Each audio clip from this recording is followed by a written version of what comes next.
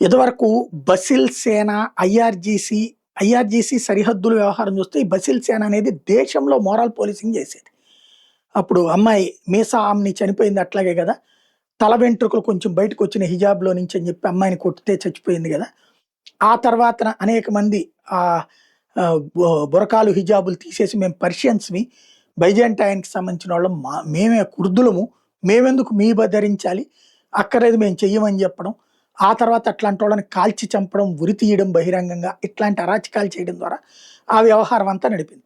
వాళ్ళందరి తిరుగుబాటు నమ్ముకునినే America, Israel కలిసి యుద్ధానికి దిగినాయి.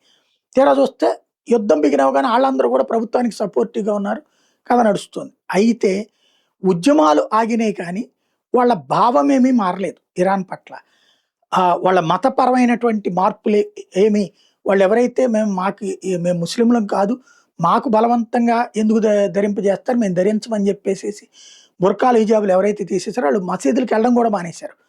దాదాపుగా ఇప్పుడు ఇరాన్లో ఉన్నటువంటి ఈ కుర్దులు వీళ్ళందరూ తిరిగేటటువంటి ప్రాంతాల్లో, ఏదైతే పర్షియన్స్ వాళ్ళు ఉన్నటువంటి ప్రాంతాల్లో 50,000 మసీదులు క్లోజ్ అయిపోయినాయట.